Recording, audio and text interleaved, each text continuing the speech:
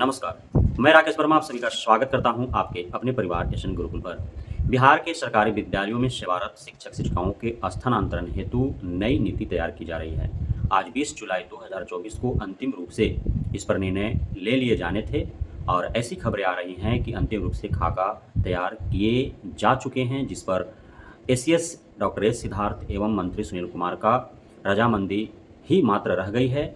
और जिस प्रकार से विशिष्ट शिक्षक नियमावली 2023 को पब्लिक डोमेन में रखा गया था, आपत्ति लिए गए थे, सुझाव मांगे गए थे, उसी प्रकार से नई स्थानांतरण पदस्थापना नीति को भी पब्लिक डोमेन में रखा जाएगा, आपत्ति लिए जाएंगे और सुझाव भी मांगे जाएंगे।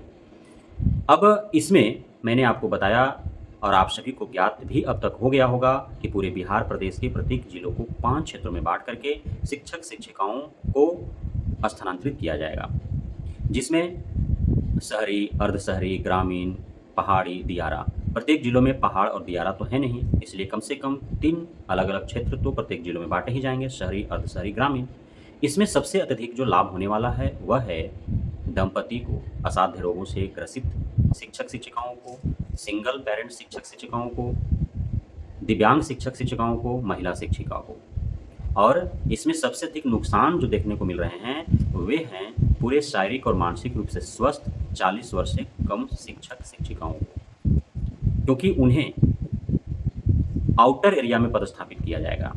उन्हें दियारा क्षेत्रों में, पहाड़ी क्षेत्रों में, ग्रामीण क्षेत्रों में पदस्थापित किए जाएंगे। वे प्रत्येक जिलों का यही कंडीशन देखने को मिलेगा अब तक की जानकारी के अनुसार। हालांकि पब्लिक डोमेन में जब रखे जाएंगे तो किन बिंदुओं पर शिक्षक शिक्षिकाओं के द्वारा आपत्ति दायर किए जाते हैं और इन पर क्या सुझाव दिए जाते हैं, यह तो भविष्य में देखा जाएगा। और उन आपत्तियों को शिक्षा विभाग स्वीकृत करती है अथवा नहीं, उन आपत्तियों को लेकर के जो सुझाव शिक्षक शिक्षिकाओं के द्वारा दिए जाते हैं उस पर अमल किए जाते नहीं हैं, यह बाद में आपको समझ में आएगा। चूँकि जब विशेष शिक्षक नियमावली 2023 को पब्लिक डोमेन में रखा गया था तो उसमें जो भी आपत्तियाँ लगभग 1 लाख से अधिक आए थे, और 1 लाख से अधिक प्रकार के नहीं, 1 लाख से अधिक लोगों ने आपत्ति दर्ज किया था, उस पर सुझाव भी दिए गए थे, लेकिन विशेष कुछ भी सुधार या संशोधन देखने को नहीं मिला, जैसे था वैसे ही थोप दिया गया। तो इसी प्रकार से अब नई स्थानांतरण पदस्थापना नीति जो लाई जा रही है, इसमें पब्लिक डोमेन में यदि रखा जाता है और जो भी आपत्ति दर्ज किए जाते हैं, जो सुझाव दिए जाते हैं, उसके अनुरूप कोई बदलाव, संशोधन होता है अथवा नहीं, यह भविष्य तय करेगा। इसमें जो अब तक की खबरें निकल कर के आ रही हैं, 3 प्रकार के शिक्षकों के स्थानांतरण हेतु पॉलिसी तैयार की जा रही है। बीपीएससी शिक्षकों के लिए, नियोजित शिक्षकों के लिए, नियोजित वैसे जो क्षमता परीक्षा उत्तीर्ण कर रहे हैं उनके लिए, और पूर्व से पुराने जो नियमित शिक्षक हैं उनके लिए। अब एक चौथा जो कैडर छूट रहा है और इसे ही सर्वाधिक ज़रूरत है, इन्हीं शिक्षकों की अति आवश्यकता है जिस विद्यालय में कार्यरत है वहाँ से इनका ट्रांसफ़र कराने के लिए, क्योंकि यह तानाशाह की भांति जमे हुए हैं वर्षों से और यह कालांतर तक जमे रहना चाहते हैं। वे हैं अंततः नियोजित शिक्षक जो रह जाएंगे, जिनको क्षमता परीक्षा से कोई मतलब नहीं है। क्षमता परीक्षा हो रहे हैं, नहीं हो रहे हैं, क्या आवेदन हो रहे हैं, क्या चाहिए, नहीं चाहिए, कोई मतलब नहीं है। ये अंततः नियोजित शिक्षक ही रहना चाहते हैं, क्योंकि इनका हटाया भी ना जा सकता है, लेकिन स्थानांतरण इनका हर हाल में करना आवश्यक है। इसलिए मैं सभी के बारे में कोई आरोप, कोई दोषारोपण नहीं कर रहा हूँ कि नियोजित के तौर पर अंततः रहने वाले सभी शिक्षक शिक्षिकाएँ ऐसे ही हैं, अपने दिल पर न लें। मैं किसी भी कैडर के शिक्षक, चाहे वो नियोजित हो, नियमित हो, बीपीएससी हो या फिर क्षमता परीक्षा उत्तीर्ण विशेष शिक्षक हो, सभी का मैं समान रूप से सम्मान करता हूँ, आदर करता हूँ। लेकिन कुछ शिक्षक शिक्षिकाएँ ऐसे हैं जो विद्यालय में अराजकता फैला करके रखे हैं, जो विद्यालय में अनैतिकता, असभ्यता जैसे व्यवहार करते हैं, जो अपने सहयोगी शिक्षकों के साथ अच्छे बर्ताव नहीं करते हैं, जो भी दूर दराज के चाहे नए शिक्षक हो, पुराने शिक्षक हो, उनके साथ वे दुर्व्यवहार करते हैं, उनका शोषण करते हैं, उनके साथ जबरन प्रयास करते हैं कि या तो वे बैठे रहें या फिर क्लास में जाकर के बच्चों के साथ वे संलिप्त रहें। और खुद जो क्षेत्रीय शिक्षक हैं, जो लोकल शिक्षक हैं, जो वहाँ का स्थानीय शिक्षक हैं, वे न तो पढ़ाना चाहते हैं और न बच्चों के साथ वे घुलना मिलना चाहते हैं, ना बैठना चाहते हैं। वे गप्पे लड़ाते रहते हैं, वे अन्य कार्य में संलग्न रहते हैं, या फिर वे हाजिरी बना करके, अटेंडेंस बना करके वो घर को चले जाते हैं, घर का कार्य करते हैं, कोई खेती बाड़ी में चला जाता है, कोई पशुओं को चारा खिलाने के लिए चला जाता है। इस प्रकार से देखा जाता है।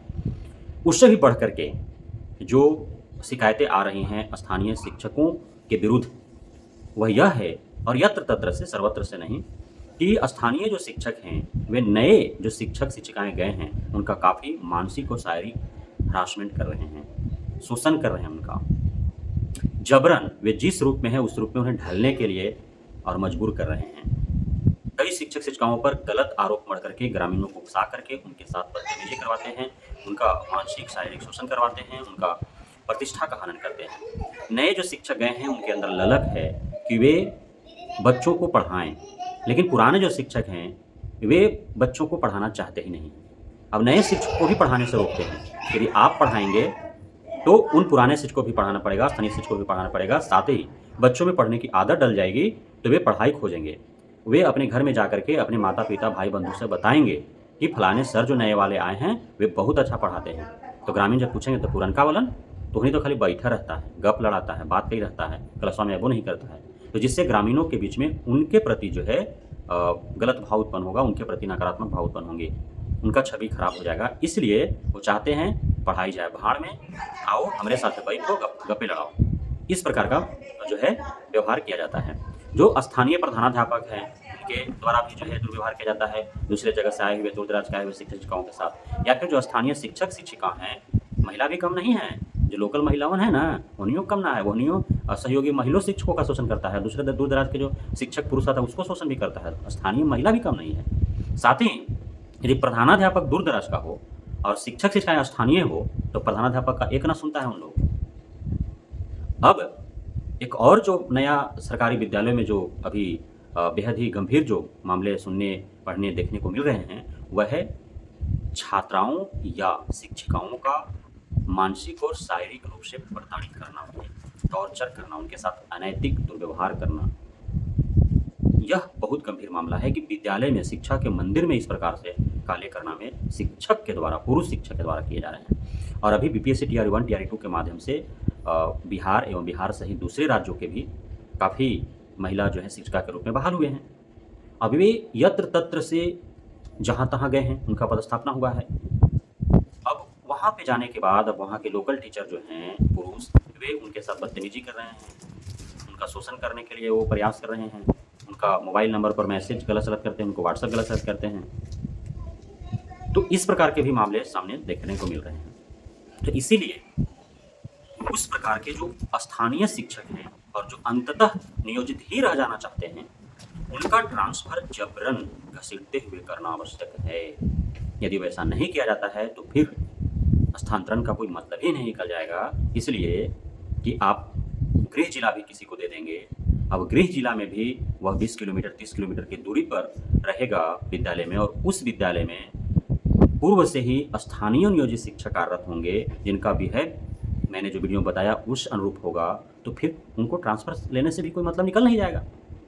अब वो स्थानीय लोगों को भी दूसरे जगह भेजा जाएगा, यत्र-तत्र भेजा जाएगा, तो फिर वो भी दूर-दराज चले जाएंगे, तो शायद उनके मन मस्तिष्क की जो तानाशाहियत है, वो निकल जाएगी और किसी के साथ फिर कहीं भी किसी विद्यालय में दुर्व्यवहार कम हो जाएगा।